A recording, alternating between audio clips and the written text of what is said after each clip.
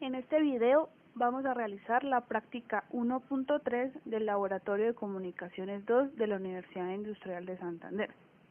Para acceder a la guía lo hacemos por medio de la plataforma la del aula virtual, y acá entramos a la guía y descargamos los diferentes archivos y flujogramas que necesitamos. Esta práctica es la PCD de señal binaria, ruido y modulaciones digitales básicas. Los archivos que vamos a utilizar son estos tres. Esta guía se divide en tres partes, por eso tenemos tres flujogramas.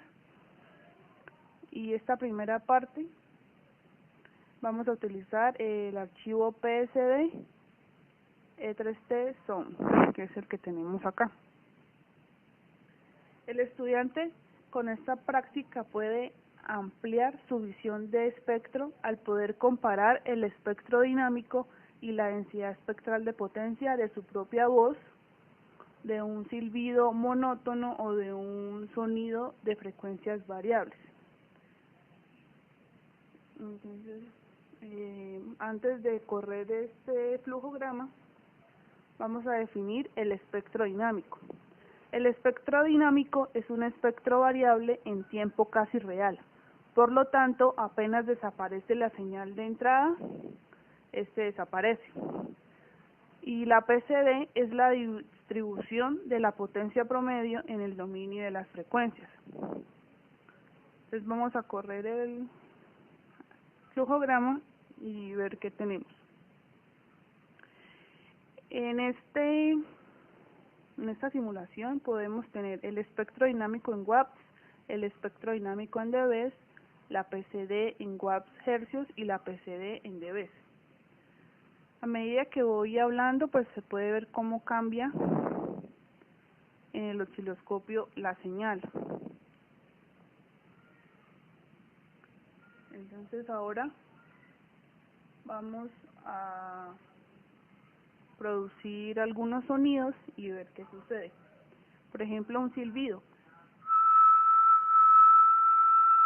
Ahí podemos ver cómo cambia rápidamente el espectro. Y la PCD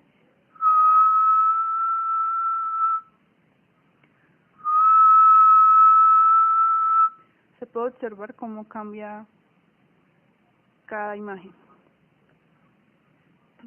Ahora vamos a generar algunos sonidos, a ver qué sucede.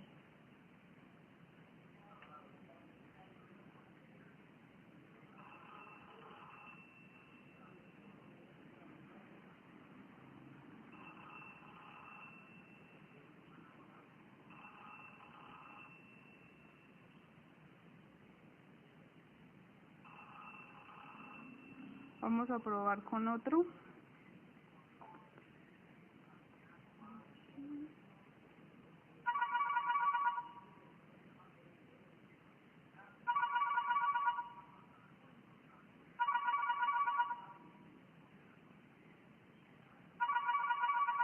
Y vamos a probar con otro.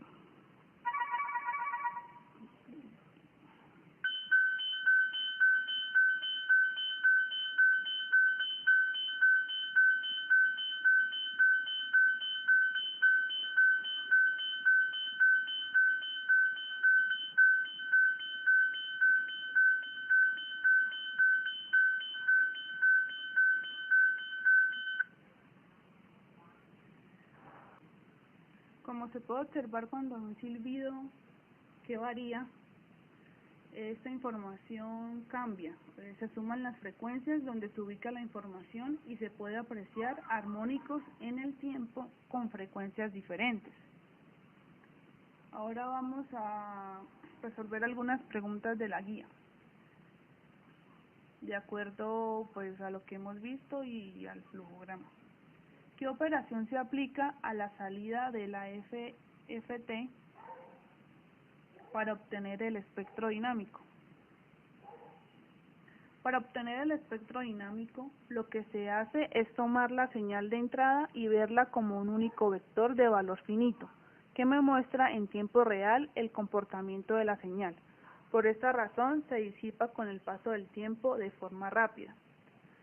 Ahora, ¿qué operación se aplica a la salida de la FFT para obtener la PCD? En este caso, la información se va almacenando y cuanto más pase el tiempo, la información se va modificando.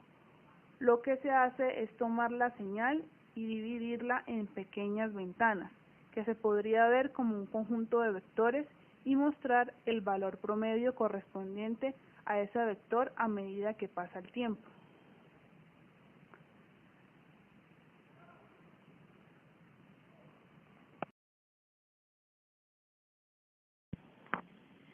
Para esta segunda parte también se puede comprobar esas mismas imágenes espectrales para una señal digital binaria aleatoria y lo que ocurre al variar su ancho de banda. Entonces vamos a utilizar el flujograma PSD E3T binaria. Esto me genera la señal aleatoria binaria y vamos a definir algunos bloques antes de correrlo. El bloque unipolar to bipolar convierte una señal que solo toma valor positivo de amplitud, ejemplo, valores aleatorios entre 0 y 1, y los convierte en una señal que varía entre valores negativos y positivos, ejemplo, menos 1 y 1.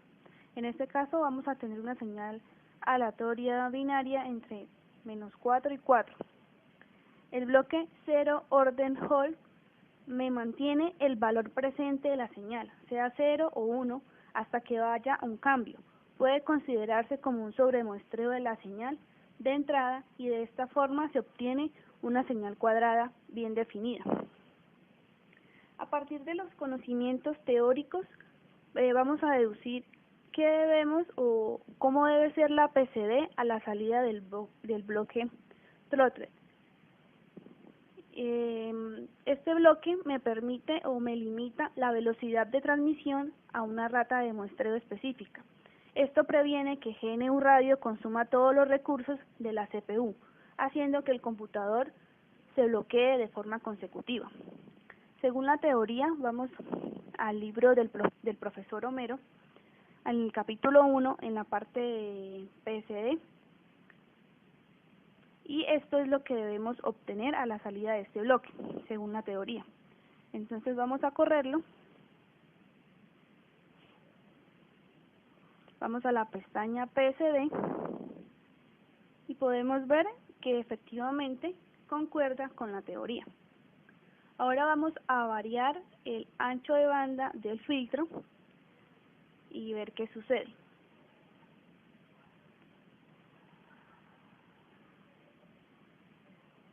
Entonces, como podemos observar, acá estamos variando el ancho de banda del filtro y podemos ver sus cambios, tanto en el tiempo como en la frecuencia. Se observa que a medida que el filtro tiene mayor ancho de banda, la señal cuenta con más muestras para promediar, lo que hace que aparezcan más lóbulos laterales en la gráfica de la PCD.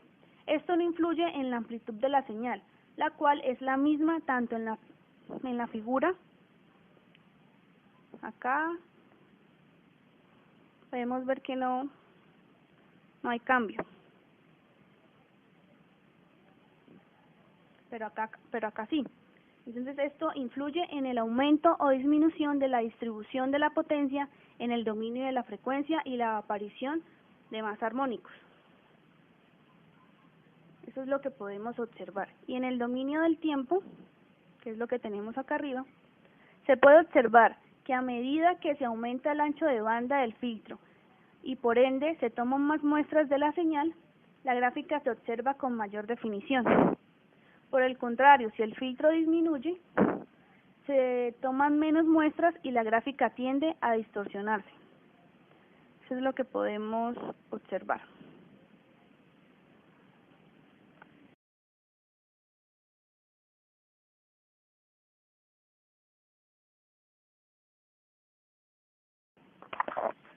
Por último, se hace lo mismo con el ruido blanco y además es posible descubrir que el ruido blanco sirve para conocer la forma de la respuesta en frecuencias del filtro. Entonces, para esta parte vamos a utilizar el flujograma PSD E3T ruido. si lo corremos. Entonces, vamos a hacer algunos cambios y analizar qué pasa. Cuando se tiene el máximo ancho de banda del filtro, podemos observar en el dominio del tiempo que la señal no tiene una forma de onda definida, sino que, por el contrario, toma valores aleatorios en amplitud y frecuencia. Como dato curioso, cuando reducimos el ancho de banda, la forma de onda tiende a ser parecida a una señal sinusoidal. Esto es lo que se conoce como ruido de baja frecuencia. Entonces vamos a ver qué pasa en el espectro. Vemos que en el espectro dinámico tiende a ser constante y no se desvanece. Es decir, no existe interrupción. Esto es porque el ruido siempre está presente. Ahora veamos en la PSD.